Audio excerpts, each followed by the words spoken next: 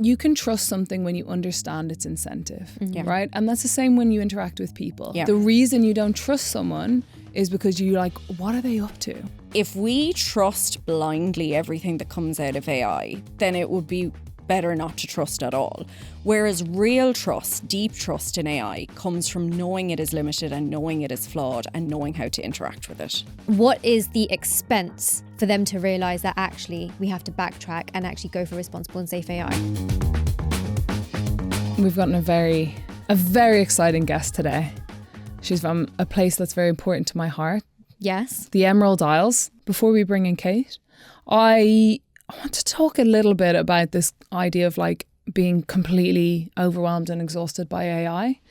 I mean, it's just non-stop, right? Mm-hmm. Like there's a new headline every week. There's like constant pressure to be on top of everything, to learn the next big thing, constantly dealing with people bragging about the next, like something they built or done with AI. I don't know about you, but that makes me crazy. New models every week. I think we're filming at the end of December and I checked 12 to 15 models or variants released in December This year? alone. This year? Yeah. Wow. Yeah. So it's non-stop. Wow, I wasn't expecting that number. That's big. It's That's a lot. And I think there's a lot of contradictory headlines as well, right? Like AI is going to be the thing that saves us, but then the next one is like AI is going to destroy us. And The AI bubble. Yeah, exactly. And it's just, I think it's exhausting. The news cycle's relentless. It's a lot. How do you feel about it? Yeah, I think that there's a lot of different aspects to this overwhelm. You've got sort of the usage. I don't know about you, but like using AI, then when you use it, you check it. And then when you check it, you use it. And then when you use it, you check it. And then you're just back and forth. And that's pretty tiring. I don't know if you've ever gotten to a point where you're like, do you know what? Turning it off, just doing it myself. Yeah. Like, you know, so there's that. Then you've got like, so yeah, AI burnout. I would call that AI burnout. AI blindness, which is quite exhausting in itself because you're kind of double checking everything, keeping your eyes open, not just in your own work, but I don't know about you. When I'm looking, so I'm obviously marketer by trade. And so when I'm looking at other people's marketing or other companies' marketing, I'm always scanning for tells of whether they've used AI or not. Even in our marketing, I try to kind of remove those, but actually, is it normal now? And does the algorithm go against it or not? You know, there's just so much to think about. And then like you mentioned, there's the headlines.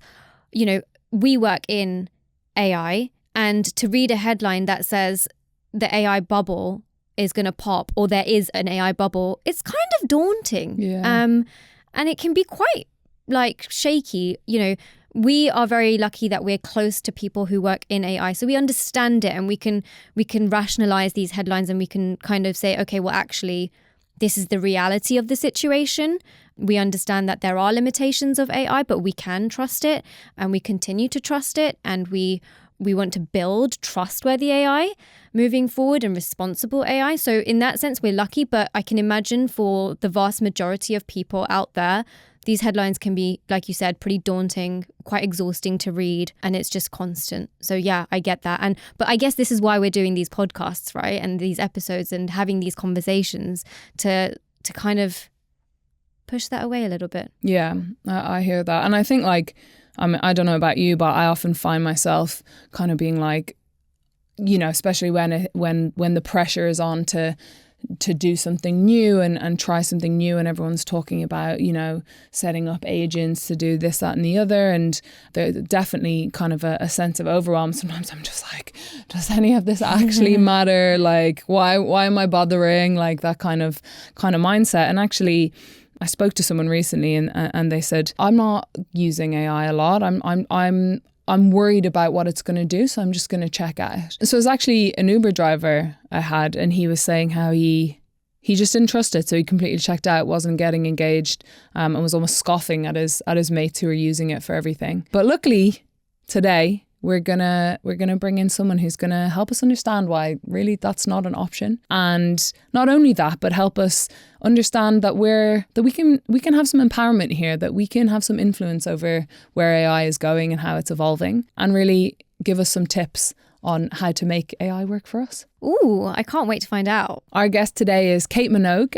She splits her time between AI advisory and fractional product leadership, with a background spanning 6 years at Meta, gaming, fintech, and data science. She's passionate about helping non-technical business leaders get confident with AI and recently launched a course called the AI Leadership Lab to do exactly that. Let's bring her in. Kate Minogue, you're very welcome. Thank you for joining us. Thanks for having me, guys. Very excited to have you here today. So let's dive in.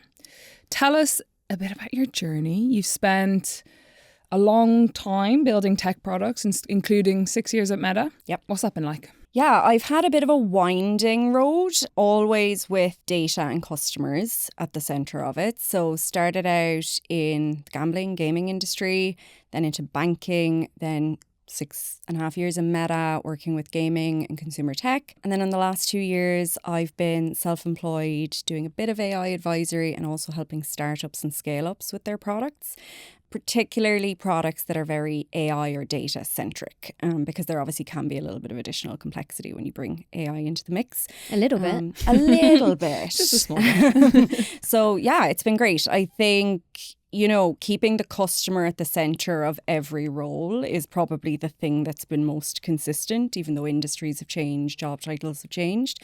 But yeah, loving the product side of things now, and it is even more fun with AI. It sure is. And so the advisory work you do, tell me a little bit more about that. A lot of the advisory work I do is centred around business leaders who maybe would describe themselves as non-technical. So they don't come from a data background, they don't come from an engineering background.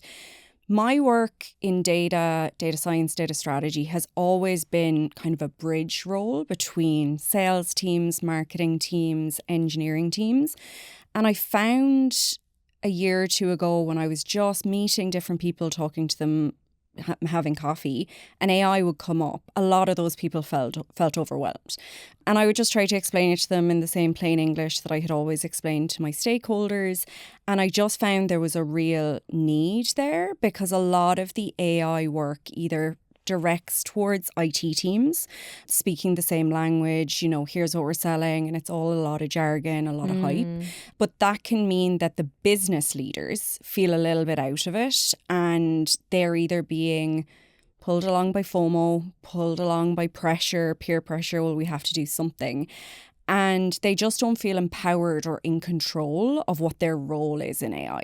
So I started doing a bit of AI advisory to try to help translate for business leaders what they should be thinking about, the questions they should be asking, and trying to turn their ideas for their business into AI, whether it's products or execution plans. Do these business leaders understand AI? Because you mentioned obviously the FOMO, etc. But then the question is, do they understand it? It varies. It definitely varies. Like, a lot of the companies I work with are tech companies. So I would say there is a higher baseline level of literacy where they would have been what we described as digital native companies and, professionals before. But I think in the last 3 years since ChatGPT launched, even the terminology has shifted a lot around AI. And I think it's like that meme, too much time has passed. I don't want to ask what it means anymore. So a lot of these people maybe don't realize they've been working with some parts of AI for over a decade, whether in their companies, with other teams, with partners, with platforms that they interact with. And generative AI and now agentic AI are just new evolutions of that. Right. What I find when I meet them is everybody's perception of AI is kind of defined by their entry point to AI. So like my entry point to AI was machine learning, data science. So that's how I think about these concepts. But other people, say in marketing, might very much think about it from a creative tools context or from a digital marketing optimization context. So often they understand more than they realize, but it's the language can be daunting. So I try to bring it back to first principles and show them that actually a lot of these concepts are familiar. And I find that helps them to ground it in, hold on, we don't have to change our strategy. We just have a new enabler to do what we were going to do anyway. Yeah. And also giving them examples of like AI that they've obviously used before. We had this conversation the other day where actually parts of, your WhatsApp or parts of Gmail, parts of these things that you are using constantly, whether you realize it or not, is AI. So you are on the bandwagon, kind of whether you like it or not. Yeah. I think you said a couple of really, really key things that I wanted to kind of zone in on. The first is that, like, you know, I always beat the same drum. It's like everyone I talk to is like, AI is overwhelming, it's stressful, it's scary, it's blah, blah, blah. And it is those things. But the truth is everyone's in the same boat. Yeah. You know, like even, I mean, we work with some of the smartest people in AI and they're still learning things every day. Like we have kind of get-togethers where we talk about the newest things and it's overwhelming for everyone. Yeah. I think that point that, like, you know, business leaders are also suffering the same thing. I think, like, actually just that kind of understanding that we're kind of all in the same boat is quite reassuring. Sure. And I think the other thing that you said around this concept of, like, I don't want to ask, I really relate to that, because I think we've all had that experience, whether it's to do with AI or something else, where you kind of are like, oh my gosh, am I gonna ask a really stupid question here? Am I gonna kind of like unveil myself as being an idiot and everyone's gonna kind of uncover I don't know what I'm talking about? But again, the fact that business leaders have that challenge, and then, I mean, interestingly, like, as you said, the FOMO, or kind of being pulled along and agreeing to things they maybe don't necessarily want or is not right for the strategy, but just because I don't want to admit that I don't know necessarily what's happening here, what I'm talking about. And I think it's the pace of change of AI is the biggest difference versus any technology before, because I think it would have started with, you know, the vast majority of people saying that's not relevant to me. I think I started using ChatGPT probably 6 months before my husband even knew it existed. We do speak, but it just didn't come up. You have more important things to talk about. We had more important things to talk about. That's a good sign. Yeah. So a lot of people probably heard about it in the peripherals and were like, that's not relevant for me. That's for tech people. That's for X, Y, and Z. And then it entered the everyday lexicon so suddenly that I think there was that mass, I'm afraid to ask. And then, you know, it starts showing up on different Instagram feeds from influencers of all different directions. And it really can be tough for people that feel like, will this make me look less authoritative in my job if I'm not able to speak about this? Will it question that I'm keeping on top of things? But the first thing that I say to everyone is nobody's keeping on top of it. And if they are, they're not doing their other job, because how could you? Like, really, just the news headlines on a weekly basis, you can't. It's a full-time job in and of itself. But I read an article a couple of months back that said CEOs and entry-level graduates are actually the most similar in their current behaviours around AI, which is they are afraid to admit they're using it when they're using it, but they're also afraid to admit they don't understand what they're using. So it's this really interesting, like, bifurcation of that behaviour and insecurity.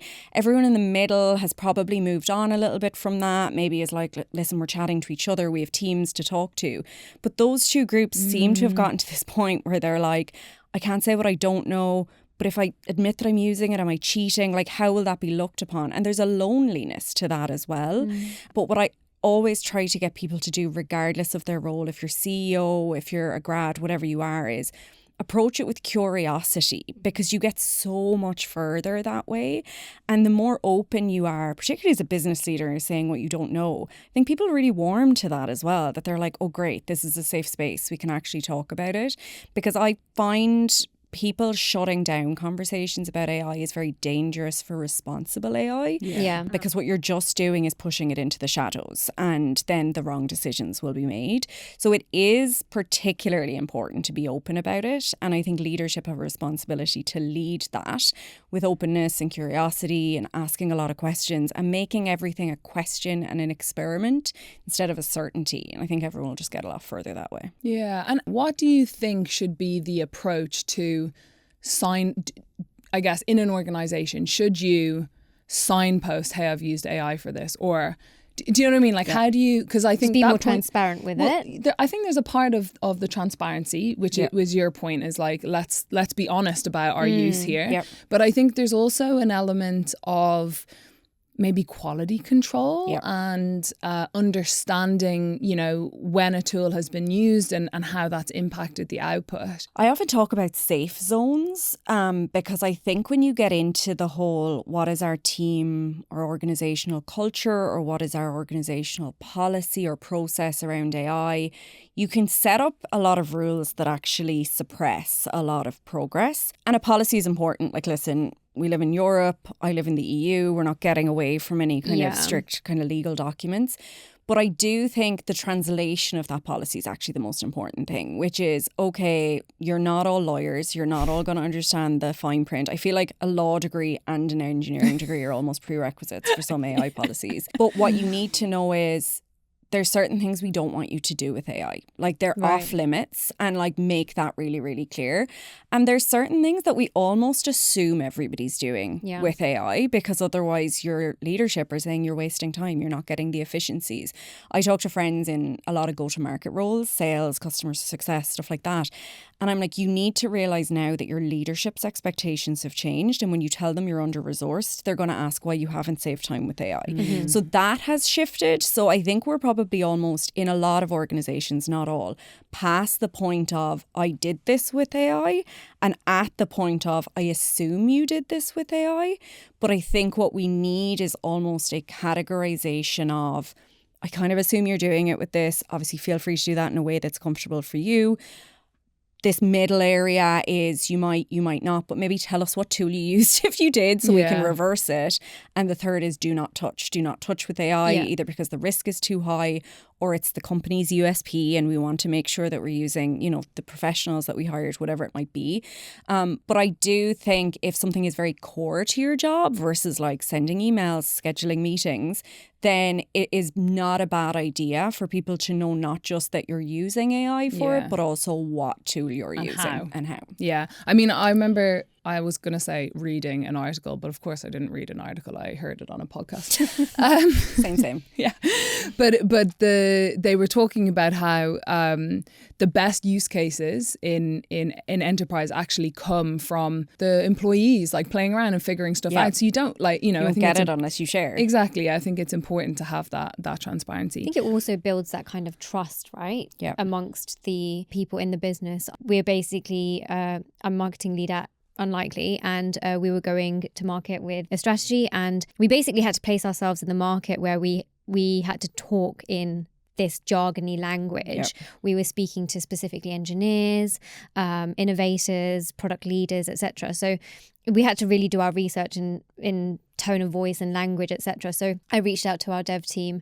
You know, I asked the stupid question, right? I was like, oh guys, like, how do I put myself in this space and just make sure that we're received well and credibly?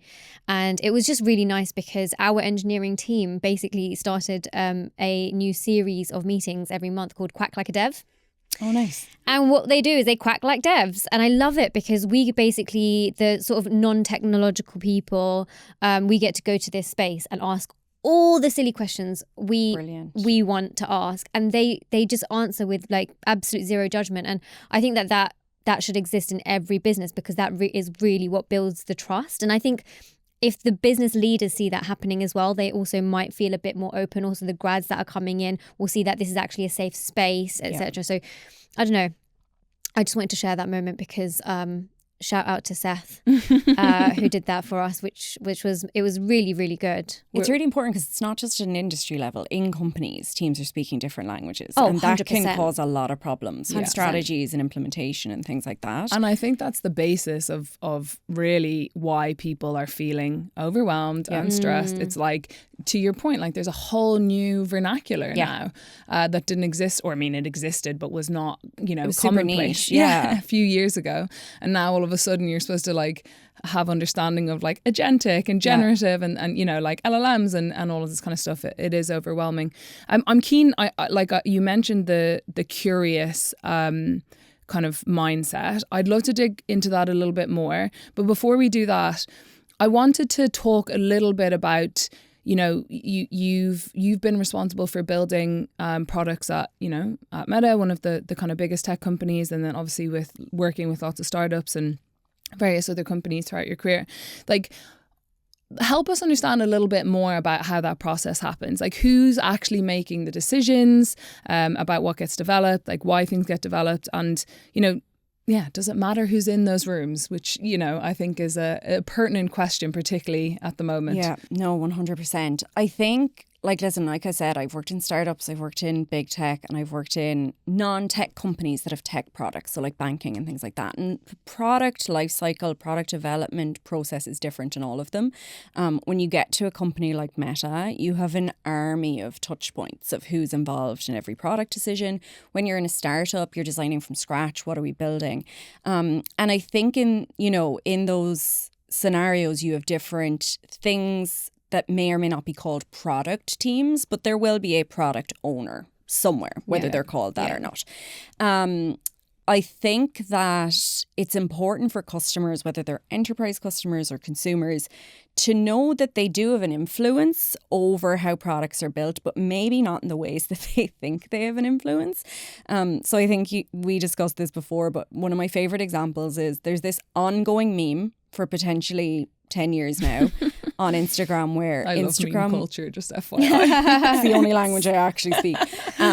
Where Instagram will release a new feature and everyone on Instagram will say, but can we have a chronological feed? And it was known, obviously, by the staff in Meta. This was an ongoing joke.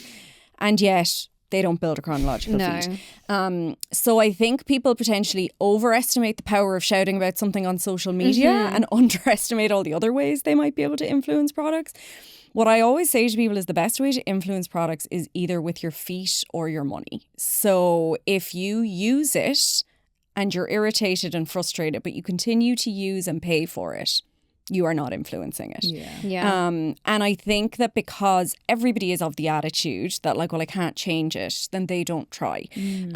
Whereas actually like influence the data in some way indirectly, whether that is boycott behavior, ignore a certain feature, say I'm not paying for that, I'm going to your competitor. Those are the things that actually make a difference.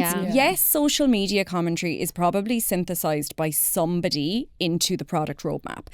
But whether you like to believe it or not, the main reason they ignore social media commentary is the loudest people on social media are not necessarily the most valuable customers. So while you might think you're super valuable and you represent the majority, you're just part of a loud minority. And really the way product decisions are made are first and foremost, where is most of our money coming from? And we will listen to those people or businesses first. And then, what is retaining most of our users? So it's kind of a value and then a volume conversation. So really, you have to think, yes, there may be some opportunities to speak directly to a product team, whether through focus groups or research or raising a bug request or something like that. But the number one way you're going to show them what you like and dislike is by behaving like you like and dislike things. Do you have an example of a way a customer has influenced maybe an AI feature or an AI product in this sort of scenario? Like, don't be loud. This is how you should kind of go about it because data first. I think where you're likely to see, like AI has been really interesting because things have moved so fast and those product roadmaps are moving really, really quickly and they're able to personalize quickly and they're able to make changes quickly. But I think if you look at the last couple of months, and I'm really talking the last 2-3 months, OpenAI released Sora, a standalone image app. Because they got the impression from people that they were using the image generation tools, so DALL-E in their own tool, they were watching what they were doing on TikTok, what was going viral on TikTok, what was going viral on Instagram. So they launched Sora. Then Gemini update their image tool. Now this week we have another new OpenAI image tool. They're watching each other, but that's a proxy for what customers are doing. Because if you look at the app install charts for the last couple of months, you can see the race playing out between them. Like ChatGPT is the top downloaded free app. Then Sora was, even though everyone was like, I don't want a social media that's just AI. Well, it looks like you do. But what was really funny about that was everyone was like, the last thing I want on my social media feeds is AI content, but I'm very curious about this new app. So the message that they got was people want this. Now, from a product development perspective, you don't just look at the first install. You will look at, do people keep using the it? nuances. And you would expect that will probably drop off. You know, it might not be engaging long term. It might not monetize well. So they will only, with a pinch of salt, look at that really early traction. But the early traction was there. And all of these image releases from the competitors in consumer AI are because that's what people are enjoying.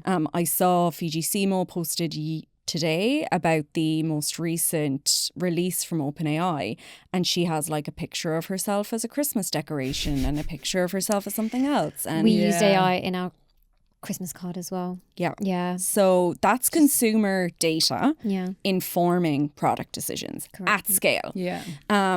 Lower scale is where you might have, say, a fitness app and one of the screens is never used. So it disappears in the next development. Yeah. Stuff like that. So I do think at the early stages you have way more influence because it's smaller numbers. They're looking for that feedback. Once you get to an Instagram or a Facebook, it is very hard to influence because you're talking billions of customers. And then it becomes, well, what's going to make them the most money? Yeah. I mean, yeah, like I think it's fascinating to think about it from that perspective, which is the things that are coming out, particularly if we focus on AI, are coming out because it is based on people's behaviors. Yeah. I mean, I posted about this the other day. I opened ChatGPT and it had a pop-up asking me what kind of tone or personality I wanted my AI to have.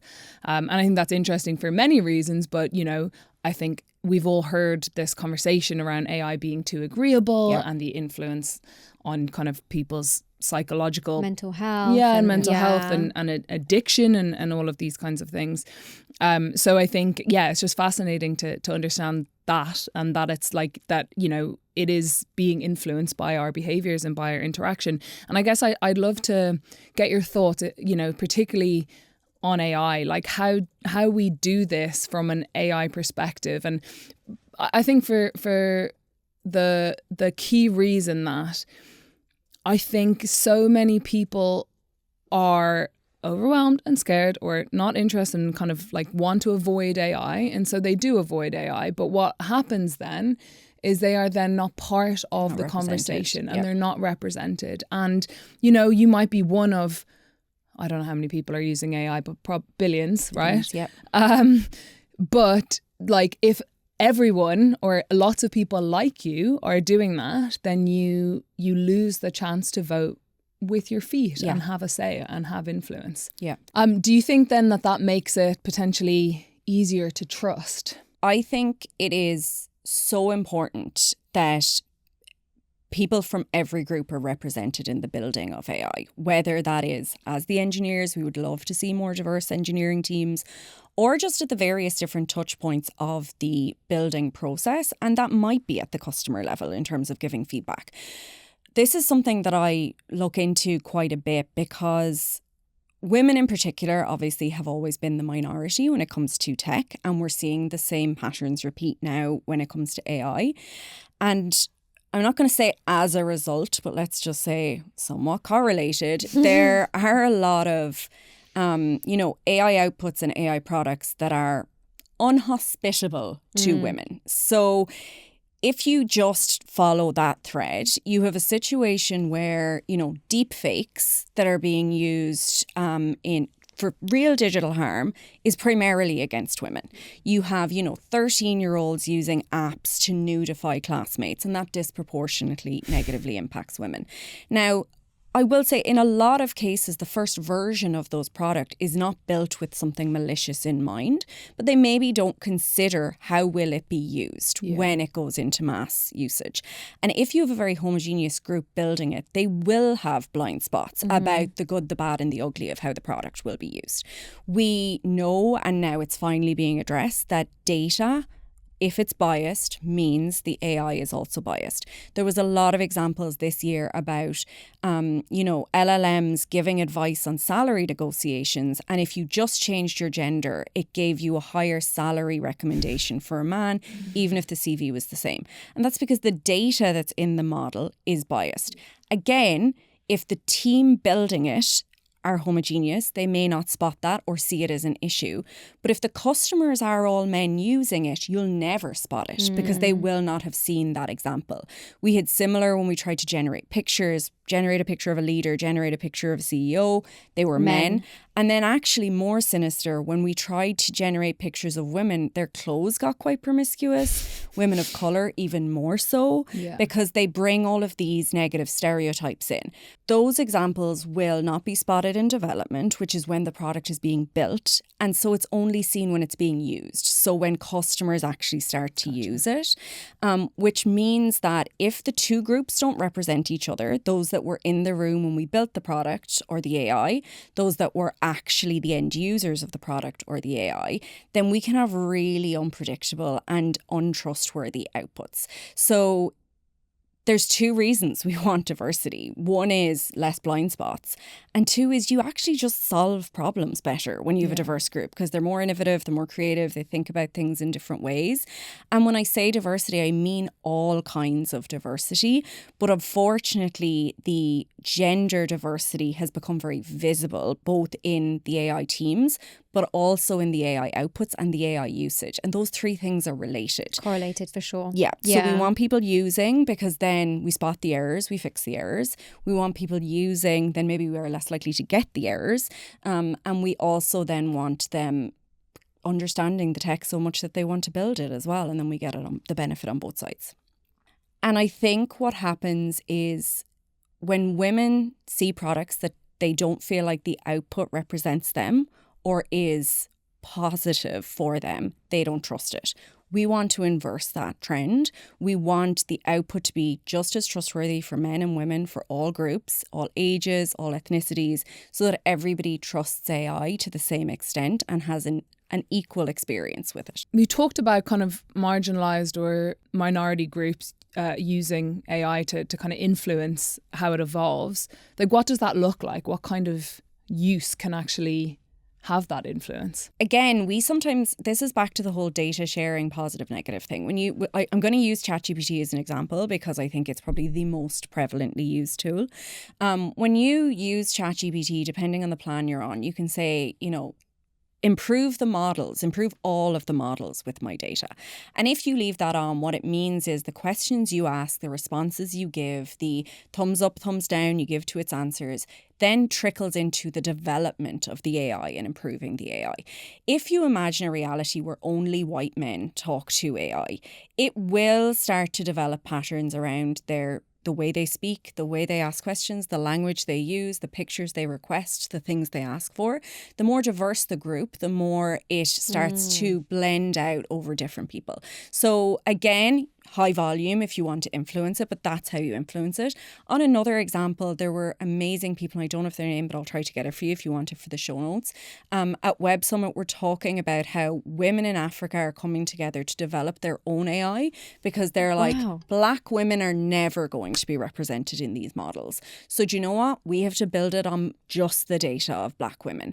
And what they're doing is just developing, whether it's image generation tools or chat tools, that by default interpret their patterns. We see a lot of people say, let's just take LinkedIn as an example. There was a very recent campaign of if I change my gender on LinkedIn, I will get more impressions if I'm a man and less impressions if I'm a woman. LinkedIn statement said that that's not true. Let's assume that they're telling the truth, that there is no, usage of the gender variable. That doesn't mean that there aren't speech patterns that are a proxy for the gender variable that are then correlated to positive or negative engagement. So an example that comes up a lot is very assertive language from men, maybe softer language from women. I'm stereotyping, but models like stereotypes and that's how they work. So if you really want to influence a model to speak for you, you have to speak to it. There's a part of me that says, as a minority group, it's not your responsibility to, fix the problems that come from being a part of, or that you are exposed to as being part of that group. But at the end of the day, actually, I think if you flip that on the other side, it's empowering. I think particularly that sense that me as a user of ChatGPT or I was going to say Grok, but I definitely don't use Grok. And I won't. Okay. You know, or whatever, whether it's AI or any other kind of technology, like I actually have some power over how that product develops, because I think what the key thing to come back to is, and I often think about this with respect to the idea of like the responsibility, whose responsibility it is to make a product safe, whether it's social media or AI. And I think about incentives. And as you've said, AI companies are in this insane race, right? Like we heard about the code red and the war that's being mentioned. I think Sam Altman called it a war. And, you know, like it is an insane race. Like they are incentivized to make a product that will blow their competitors out of the water. They do that through improved engagement, through more users, through all of those kinds of things. And therefore their goal is going to be to keep adding and doing more of things like Sora or whatever else is going to have more users and more engagement. But on the flip side of that is, as a user, you then have some impact over those things and you can feed into that. So I think just kind of framing it in that way. I think the reality is it shouldn't be up to the users to ensure that the models, the AI, the products are not biased, are not harmful, are unsafe. It shouldn't be. But that is the situation that we're in. We can decide to avoid them, boycott them to a certain extent. But if it's only small groups that boycott and the rest adopt really eagerly, then what you get is not that the products disappear, but that they skew toward that direction. What we're going to end up with is what we ended up with social media and other tech products if we take the same approach. And I think what we need to be realistic about and the way we should think about it is whoever builds it, you know, you get their version of the world trickled down through what you built. So you mentioned Sam Altman, you mentioned the race. It's very Silicon Valley-esque what we're getting. There may not be a race if all of this originated in Europe. That wouldn't necessarily culturally be how we might go about this. A lot of the decisions that are being made because of, you know, financial reasons, speed to development, all of those different things. And the priorities that are being made at the back end represent the leadership and the builders that are involved. And they also represent the data of the users who choose to use the product. So you mentioned Grok. If Grok appeals to a certain demographic of user or a certain attitude or persona of user, and they continue to use Grok, it will get more extreme in that way because it's their data that will continue to feed it. I think most people are familiar with this algorithmic optimization, even if they don't know the title of it, because we have all used social media. We know our news feeds and our ads are personalized to us. Algorithmic optimization is happening in all of these things, and it is based on usage data. The more you feed it, the more personalized it gets. But if you self-select in or out of something, you are making a decision about that data. And to your point about empowerment, we often speak about data, and particularly in Europe, as if data sharing is by default just a bad thing. But if we do it with agency and we do it consciously, there is an empowering element of, I'm choosing to train this product to be more useful for me and people like me. And that is a choice that we can make. We don't have to give all of our data, and we definitely don't have to give our data to every company. But if we say, this product can make my life better, it can make lives of people like me better if I share my data, and the output will be more trustworthy, then that is empowering. Because the reason that AI can be scary is because the outputs are unpredictable. They're never 100% accurate. They're based on the information that they have. And they also were made with an agenda in mind. An agenda, again, sounds really cynical, but it's not. It's how you have to build these things. And they are built for business reasons. So on that note, I guess my question that's lingering is, what can we expect from businesses and organizations to carry that weight of safety and diversity and not sort of put that on customers or users who are essentially like unpaid? What can we expect from them? So this is going to differ very much country to country and company to company. The US are currently taking a very anti-regulation approach. Right. And they also are rolling back on a lot of diversity, equity and inclusion initiatives. So those two things would make me concerned about how they are going to build responsible AI. Trump has recently tried to put a ban on states regulating AI themselves because he doesn't want anything to slow down their dominance in the race against China. Europe has the opposite approach to that, which some would say is anti-innovation because it's so pro-regulation. It sits on the shoulders of GDPR, which was obviously very data processing, data sovereignty focused. But So just for context, GDPR is the data privacy regulation that the EU brought in. But if you are a company that has any customers in the EU, you are probably benefiting from GDPR. 100%. So GDPR, I think, is widely accepted now. It's about everybody having the opportunity to opt in to how and if their data is used. And now there is an EU AI Act that is trying to add similar regulations for AI. Companies are resisting it because it slows things down. I think most reasonable people would say regulation's good, but it's how the regulation is enforced is maybe the complicated thing. So I do think companies in Europe, at least, are trying to build with responsible AI at the forefront of what they're building because they don't want to have to deal with the challenges of the EU Act later on. Yeah. And also, I think we're at a moment where responsible AI may be the competitive advantage of European companies. Yeah. It's our version of innovation if we do it right the first time. It's so funny you say that. I was on a panel a couple of months back around sort of sovereignty in AI in the UK and obviously that kind of closely relates to what's happening in Europe as well. And they were asking what is our competitive advantage? And I was like, cynicism. Yeah. It's like, actually, wear it as a badge of honor. Yeah.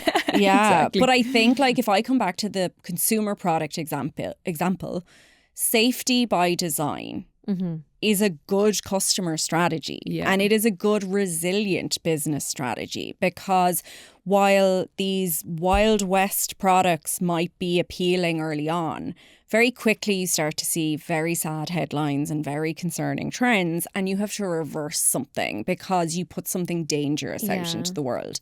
So if you can build something that is really effective for customers and really valuable to them, and it's safe by design, then you are going to win longer term. And that might be my cynicism and my naivety combined, but I believe it.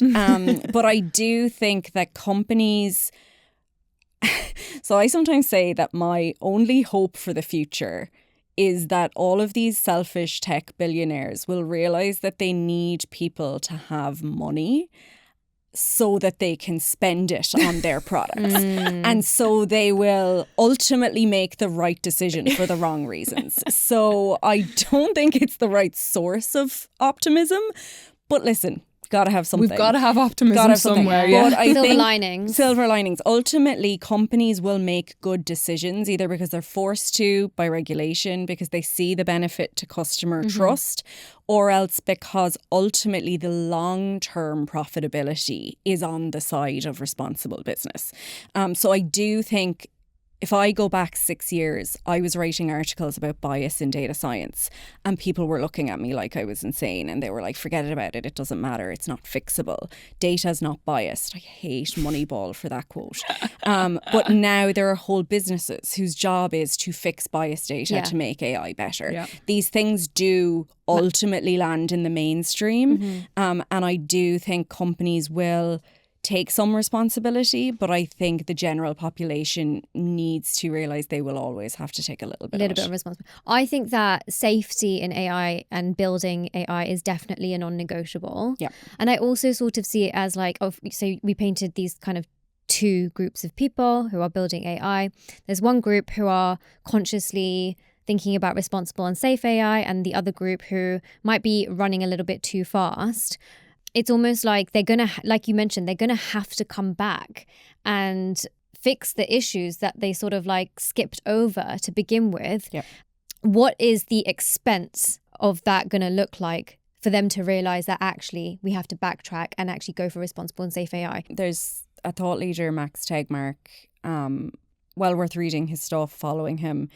he did a talk at Web Summit that said 95% of people in the US are against the AI race. They don't want AGI. They want to slow down. They want it to be more responsible.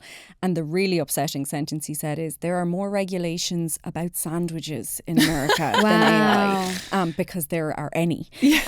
But I do think, like you see already, OpenAI are having massive financial issues. They've already asked the government to step in. They have a very expensive strategy because their strategy is scale to win. And now they're coming up against somebody like Google, who has all of this money and can kind of, you know, pick and choose where to jump into the race.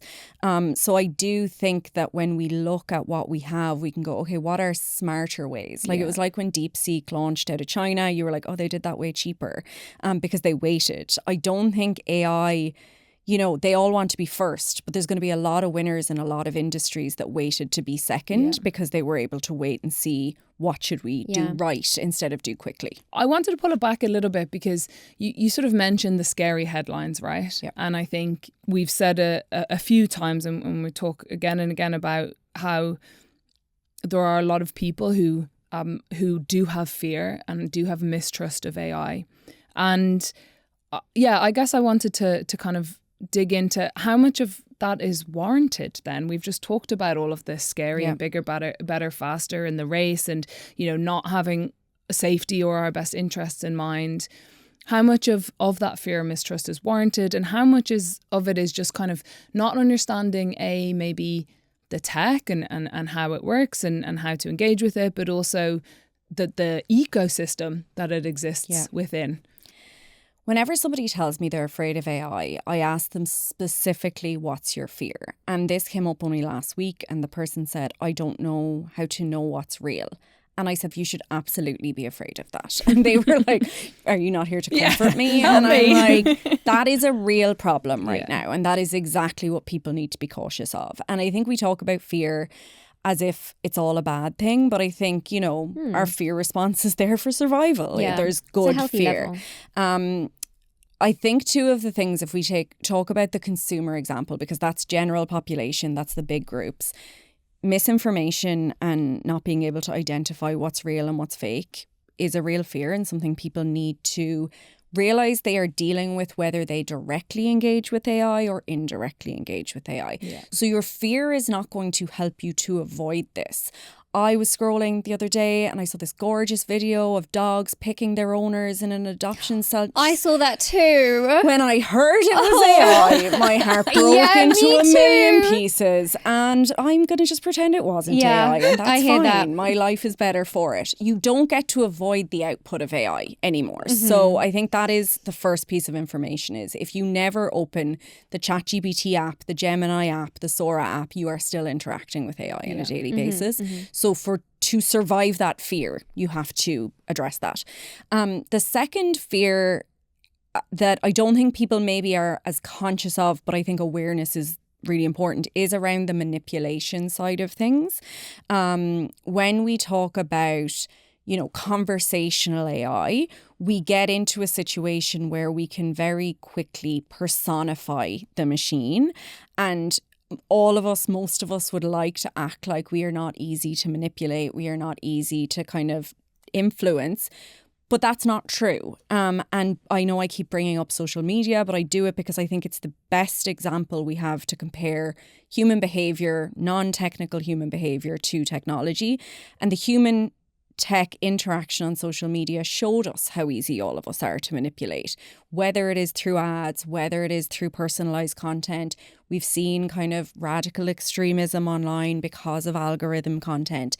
We are manipulatable, and it is easier not to be manipulated if you are aware that the tool is trying to direct your actions in a certain way. Yeah. I was it was quite interesting when you were talking about social media and stuff, and being manipulated. So when social media ads came into play 10-ish years ago, etc., like you mentioned, it's similar to how AI is today. You really can't tell the difference. But imagine how far we've come from that first ad to now, where you see it's a sponsored ad. Yep. You, if you are, let's say, for example, an influencer and you are doing an ad for something, you have to specify that it's an ad. Yep. And look, there's a few other tells that like share to the user that it is an ad. And I wonder if AI will somewhat follow the same suit at some point, where there will be some legal demands where you have to be able to differentiate between the two. I'm sure it will come, but the question is when. There's already countries trying to introduce watermarks as mandatory on these things. If you generate something in Google AI and you put it back into Google, it has an ID. It's able to tell you that it's an AI image. There isn't a shared central for all countries, for all platforms yet, but I think the efforts are being made.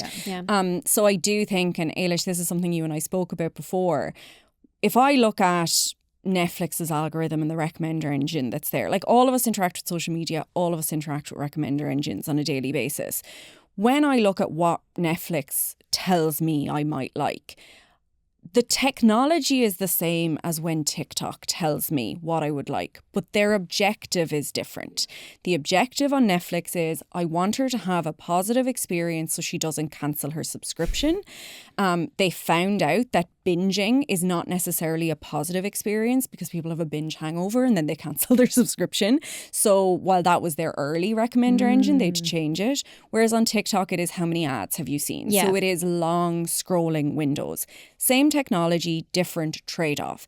Manipulation might sound like a hard word, but that is the kind of umbrella term for they're trying to influence your behaviour for the benefit of their business. You mentioned it a while ago, Ailish. The same is true in LLMs. Whoever wins the race is the one that got you to spend the most time in their product, so they got the most data, so they built the best algorithm, and so on and so forth. Again, I don't say that to scare people, but to give them a realistic jumping off point to say, what am I using? And actually, I remember speaking to my sister about LLMs and hallucinations. She had heard about hallucinations and the ChatGPT lies on her Instagram and she panicked. Just to clarify, a hallucination is? A hallucination is when ChatGPT or another LLM makes something up and it is a fake fact. So it might say this is a research study that was done. It doesn't exist. It just makes up something but presents it as a fact. Makes it sound very plausible. Very plausible. Yeah. And when I explained to her that is a natural side effect of the technology because A, these are language prediction models. They're just trying to predict the next sentence that you will like the most as a user. And B, you like when it makes things up when it's about creative stuff, but not when it's facts. It becomes a very blurred line as to when all of a sudden it makes up a fact. And my sister is a teacher, a primary school teacher, and she said, oh, now that I realise it's a language model, it's not so scary. 100%. And I think that there are ways that we can help people by just demystifying a couple of things around that fear and say, okay, yes, there's a lot of misinformation out there, but you know what? You'll be better at spotting it if you interact with it with your eyes open. What was it that she found less scary about it when she found out it was a large language model? Because I think the concept that it's only able to create patterns of language was like, okay, well, at the end of the day, another person could create a lot of patterns of language and they wouldn't be that scary. Yeah. I think in her head, this technology became so powerful so quickly that there must be more going on underneath the surface. And I think in her head, she was like, I can now see the limits of it, which I thought was really nice because she said, like, I'm going to get the guys in my class who are 10 to try to get ChatGPT to do sums, and I'll get them to do them on the calculator. When they see it's wrong, they'll start to be critical. And I think the more we can give people, you're a domain expert in this topic, ask ChatGPT a question, see what's weird about it, and then distrust it like you distrust a person who knows that topic less than you. And I think that's what I would say to people who fear it. You can't avoid it. So just shift your mindset about it. Interact with it in a aware and conscious way. And trust comes from knowing it's flawed. Yeah. If we trust blindly everything that comes out of AI, then it would be better not to trust at all. Whereas real trust, deep trust in AI comes from knowing it is limited and knowing it is flawed and knowing how to interact with it. And I think as you were talking there, what I'm really thinking is, and I think this is kind of the theme of almost everything we've been discussing, is like, you can trust something when you understand its incentive, right? And that's the same when you interact with people. Humans, The reason you don't trust someone is because you like, what are they up to? Get a gut feel. What's their goal? Yeah, what are they trying to do here? Yeah. Something feels off. I don't trust you. Yeah. You can trust, I think you can trust a tech company to a degree when you know what they're trying to achieve. They're trying to sell you ads. They're trying to sell you ads. They're trying to get you to spend money. 9 times out of 10, they're trying to send you ads. Yeah, that's it. That's life. That's the goal of life. Or, sending you know, ads. an AI company, they're trying to keep you engaged, you know? And I think you can trust an LLM or the technology that is AI when you understand what its incentive is. And And it its doesn't limits as become well. useless Yeah. when you know that. Yeah. It just contextualizes the interaction. Yeah. You don't walk into a shop and say, oh my God, look at all of these lovely things, and then start crying when they try to get money off you. Like, we sometimes forget that the technology we work with comes from a business, not a charity. And I think all it takes is to just have that little consciousness that says, this is a business, they have an agenda that is different than my well-being. My well-being might be part of the outcome, but it's not their whole agenda.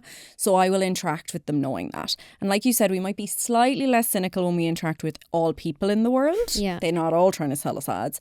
But most of them are. They're trying to get something, trying to do something. But I do think, like, sometimes I'm like, oh my God, I sound so paranoid. I'm just trying to spread paranoia. But I'm like, no, we started this conversation talking about you don't need a PhD, you don't need to be an engineer. We got into you don't need to be a lawyer. The last thing I will say is you don't need to be a business expert to look at all of this technology and say, what is the optimal outcome for the business who built this, and how can I get what I want, knowing that that's what they want? It's also like knowing AI's limits kind of makes people potentially more willing to use it. Yeah. Because obviously there's one group of people in the world, I imagine, who are very much scared of AI taking over, and you know, there's people in the world who think it's 100% accurate. Yeah. Which is like a bit wild to me now, especially since working in AI for this long.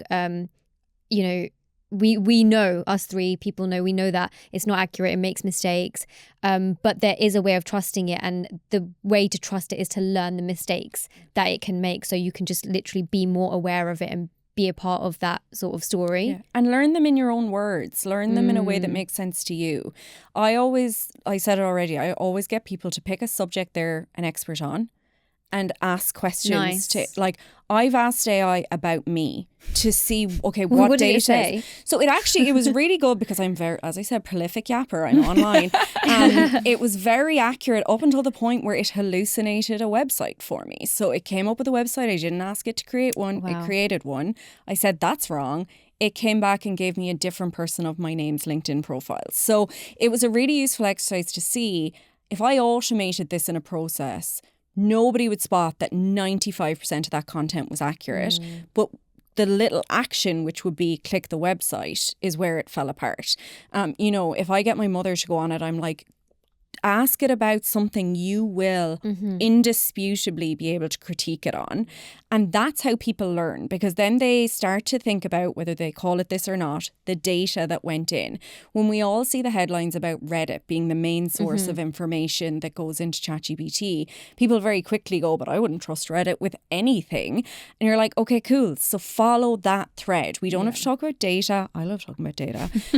We can call it information. We can call it knowledge. But if you're a subject matter expert on physical training, and I said, all of the information in this came from Reddit, you'd be like, that's not where I would have got it from. No. So I think that's how people will gradually increase their literacy on this, is by spotting when things are wrong. Trust by mistrust. Yeah. Sorry. Yeah. So like one of the principles I often work off is I don't let AI do anything for me that I don't know about.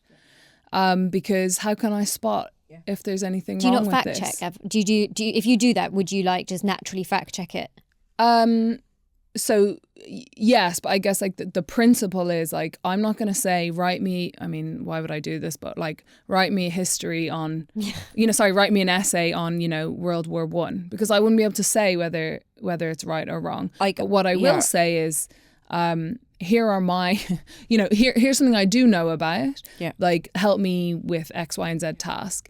And I've had an experience quite recently where I had one of those moments of just being like, it's just trying to do what it's trying to do, and that's okay. Where I asked it to critique something, and it was like, this point is too long and clunky. It's got 3 questions in it. Try this one instead, and it just repeated what I'd given it. And I was just like, it's trying to. It has a job, and its you job. didn't opt out of it at that point. I didn't opt out. I just understand the limitations. Yeah. And I understand what its job is, and I understand what my job is. And once I have that distinction, and once I have that kind of like knowledge, like I trust that I know how to engage with it in an appropriate way. I asked ChatGPT to review a contract for me, a couple of legal documents, because I was like, I don't read all of these. And when I say it was 100% sure the person was out to get me, like it was like, red alert. Be careful. And then I was like, I took a step back and I was like, okay, I'm not a lawyer, but also I'd imagine most legalese sounds pretty harsh. But the ChatGPT interpretation, back to your point earlier about like when it says you can choose a different voice, you can choose it to be more agreeable, you can choose X, Y, and Z. I spoke to somebody about that before, and they said, so what I did was I told ChatGPT I always wanted to challenge and disagree with me. And I was like, that's the same on the other side. You don't want it to always do anything. Yeah. You want discernment. Yes. And unfortunately, friend, that has to come from you. Exactly the point. And if you say, I wanted to always be agreeable, which a lot of people did after they changed the GPT model, they were like, but I miss my friend. Then you are happily naive, and this is your bestie who's never going to say anything mean to you.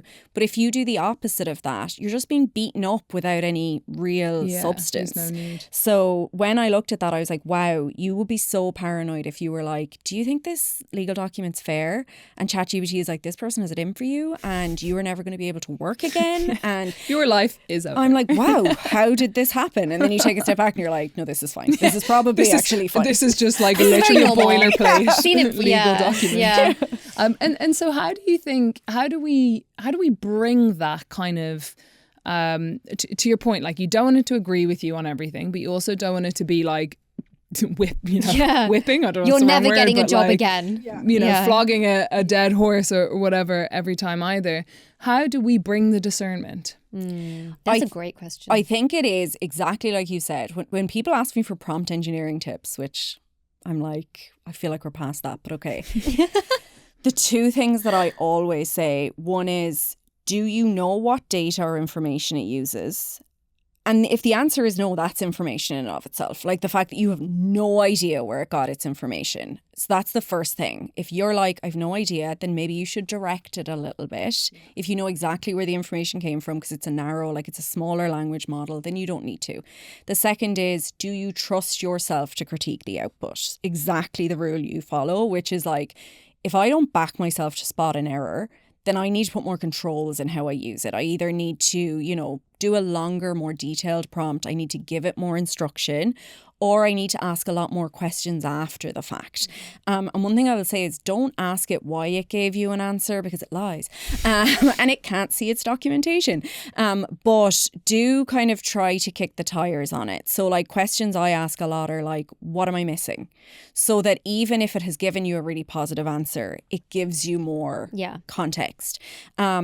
I definitely learned my lesson asking it a couple of geographical tips. I'm not good at geography. Join the club. My last holiday plans were a little bit all over the map because I trusted that it was did you do that? Did you like check the timing? I was just like, why would it not put me in a perfect linear it takes order 30 minutes to get from here to there, and then you're sitting there with like, 2 hours? 5-hour journey from here to here and back. Or a run, which didn't link up at all. Yeah.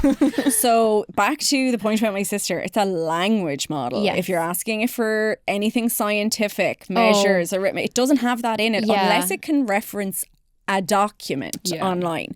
So I think it is about behaviours. And to your point, this is not about pushing all of the responsibilities onto the users, but it is a little bit like, well, you have responsible usage of other things. So just like you're not going to stick your hand on the hob of an oven, maybe just take a little bit of a pause and think, what is a good usage of this? And the sinister extreme of this is, obviously, we talked about some of the headlines, really sad stories about people harming themselves or others after interacting with companions or ChatGPT.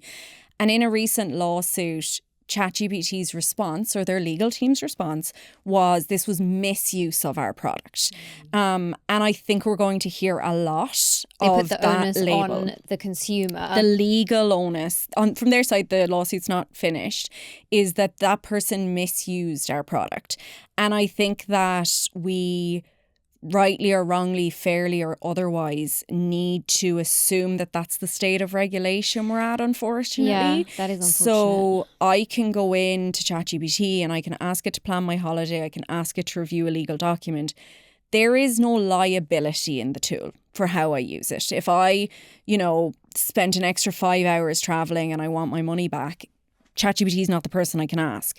If I started a legal war with somebody because I thought they had it in for me because ChatGPT told me to, it has no liability. Yeah. So I do think this will change to some extent. I think we're in a moment where there's a lot of general tools. We're going to get to a point where there's more fit for purpose tools, and then there can be more liability because they have a specific offering. Yeah. But right now, if you choose to use a super, super general model and you choose to take its advice, you are choosing. And unfortunately, that is going to come back on you. So we do have a responsibility to educate ourselves and manage our usage. Yeah, I think we need to learn to kind of trust that investing time in this is important. But, with all of the scary kind of parts, the headlines and, all of the different incentives, and there's so much to think about and to consider when we think about using it, why should someone believe the effort is worth it? When I think about people, and we've referenced the comparison of people versus AI a couple of times, trust is earned, right? You don't meet a stranger and then go, wow, I trust them with everything. I'm going to trust them to do my maths. You're just like, you know what, I'm going to feel this out a little bit.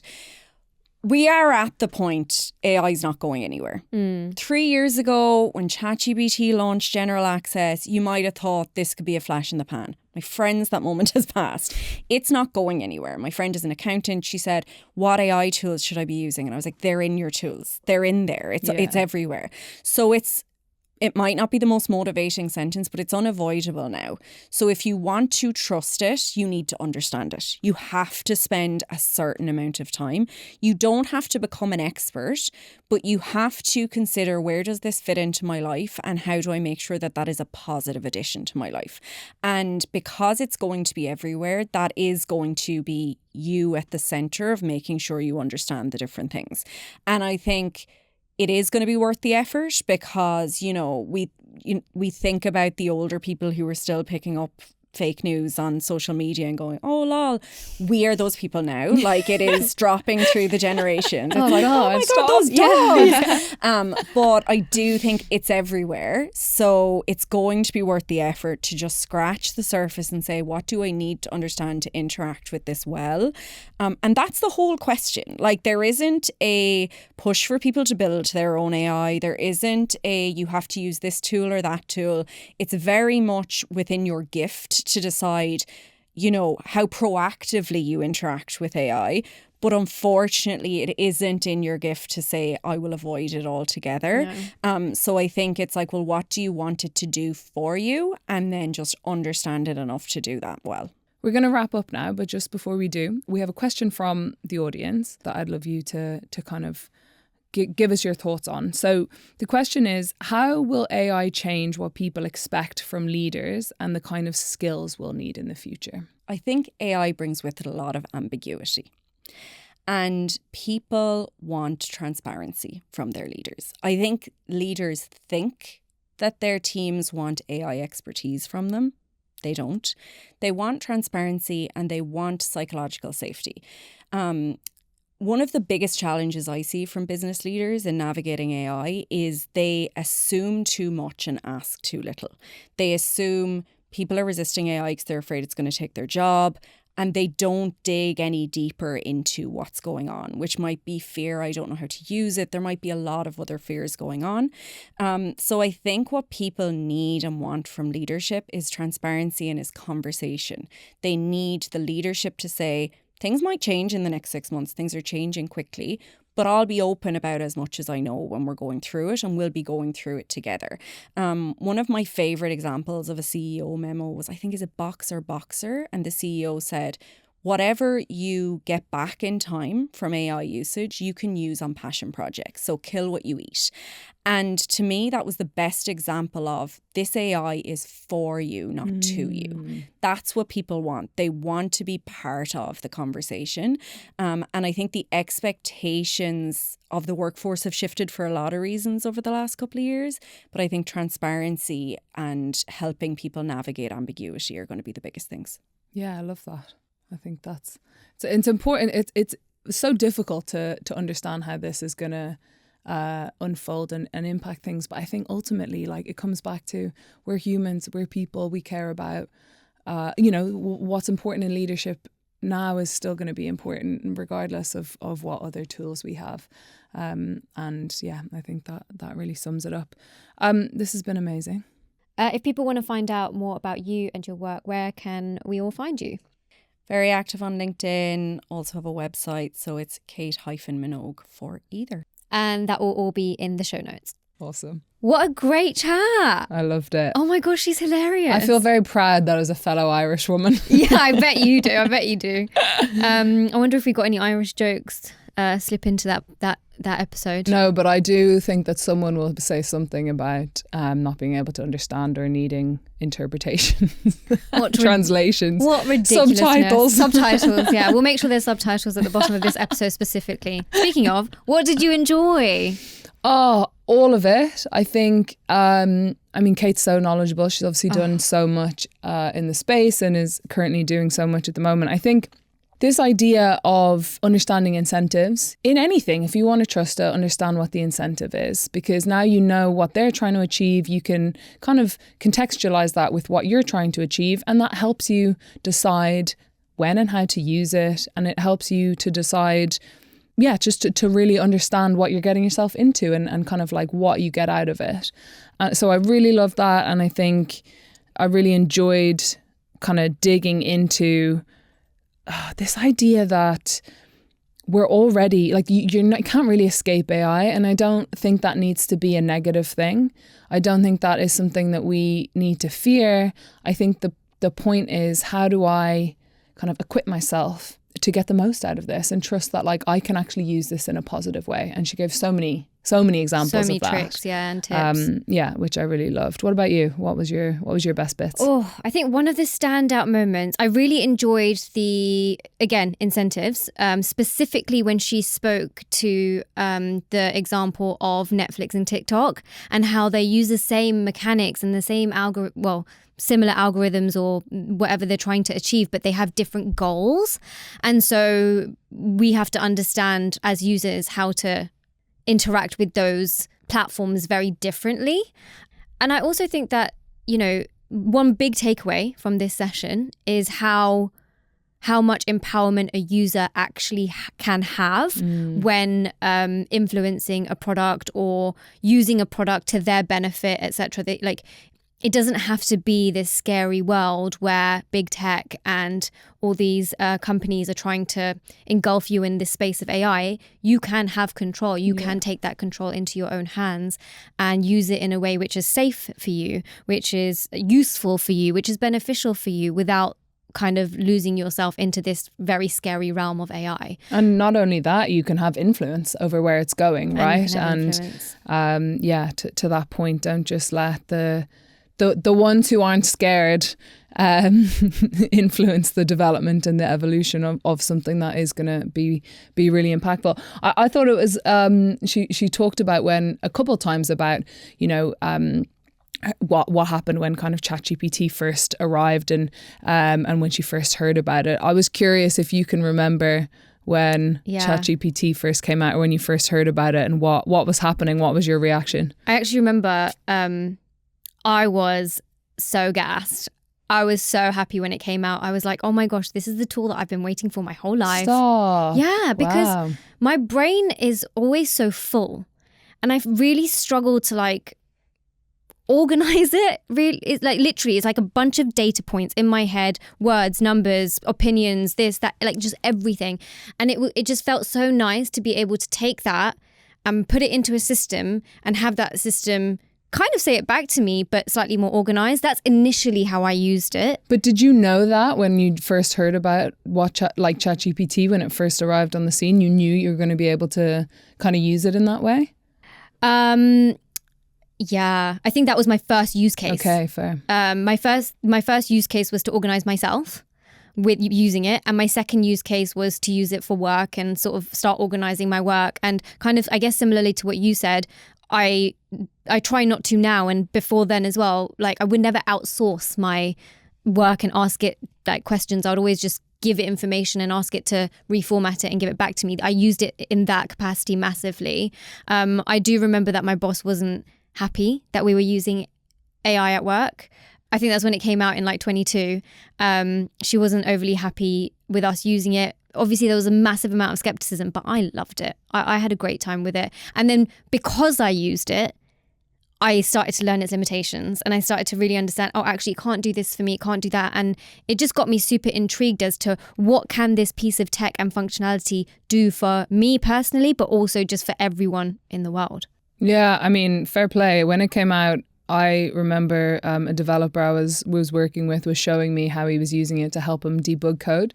And I was just like, that's too scary. I don't want to deal with that right now. Oh, I love it. I wouldn't class myself as a hugely early adopter. Okay. So I definitely avoided in the first couple instances.